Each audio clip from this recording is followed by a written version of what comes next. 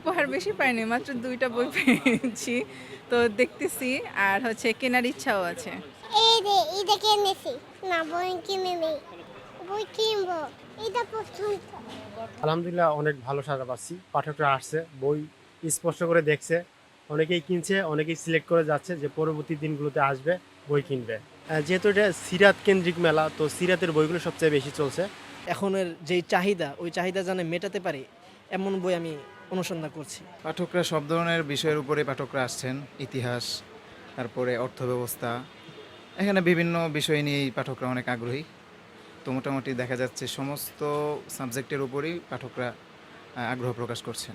Secularism, তারপর democracy, তারপরে আরও যে বিষয়গুলো আছে আর কি, পাশ্চাত্যের ফেমিনিজম, আরও অনেক যেগুলো আছে সেই বিষয়ে আমরা জ্ঞান অর্জন করে যেন ইসলামের থেকে আমরা যেন তাদেরকে বোঝাতে পারি, এমনকি তার যে যুক্তিগুলো তাদের যেন খণ্ডন করতে পারি। এই জন্য আমাদের এই পথসভা আর কি, জ্ঞান অর্জন করা। ভালো লাগছে আয়শা বই মিডিয়া যদি আমাদের মেলা নিয়ে প্রচার প্রচারণা করে তাহলে আমাদের পাঠক সংখ্যা কিছু বাড়তে পারে। আমাদের যদি মিডিয়ার প্রচারণা নেই বলে আমাদের পাঠক সংখ্যা অনেক কম। অনেকেই জানে না এখন পর্যন্ত যে বাইতুল মোকাররমের পূর্ব গেটে আন্তর্জাতিক ইসলামী বই মেলা হচ্ছে। আর এটা যেহেতু প্রথম আন্তর্জাতিক বইমেলা, সেই হিসেবে পাঠক আছে, নিয়মিত আমরা পাঠককে পাই, কিন্তু শুক্রবার আর শনিবার আমরা একটু বেশিই পাই। এই পরিবর্তিত বাংলাদেশে আমরা ইসলামিক পাঠক বা ইসলামী বইয়ের যে একটি জোয়ার, গণজোয়ার আমরা দেখতে পাচ্ছি, সেখানে আমরা ভালো সাড়া পাচ্ছি। শুরু হয়েছে এই মাসের 13 তারিখ থেকে এবং এটা চলবে পুরো মাসব্যাপী এবং আগামী মাস 14 তারিখ শেষ হয়ে যাবে এটা। আর এখানে প্রায় 203টি স্টল রয়েছে। এখানে বাংলাদেশের প্রায় অনেক বড় বড় এবং ইসলামিক নাম করা অনেক স্টল আসছে এবং পাশাপাশি এটা হচ্ছে একটা নতুন উদ্যোগ যে আমাদের এখানে এবার দেশের বাহির থেকে বিভিন্ন বিদেশি স্টল, যেমন পাকিস্তান, লেবানন, কায়রো, এখান থেকে বড় বড় এখানে দেখতে পাবেন অনেকগুলো আছে। এখানে আমরা বাহিরের যে বইগুলো আমরা পাই না কিন্তু এখানে, তো এবার তারা বিভিন্ন আঙ্গিকে এই লোকগুলোকে আনছে যেন আমরা বাহিরের বইগুলো স্বল্প মূল্যে এখানে পেতে পারি।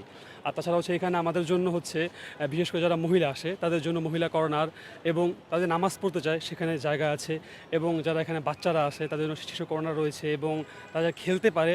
এই জন্য আমাদের যে মেলা কমিটি আছে, যে আয়োজকরা আছে, তারা তাদের জন্য কিছু খেলনার ব্যবস্থা করছে। এটা খুব সুন্দর হয়েছে।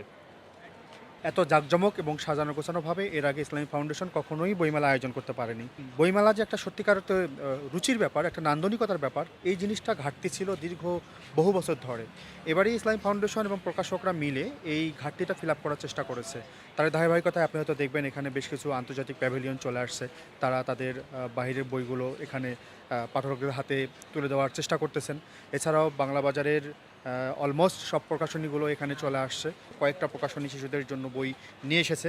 আমরা শিশুদের জন্য কাজ করতেছি। তারপরে আমার কাছে মনে হয় যে এটা খুবই অপ্রাতুল।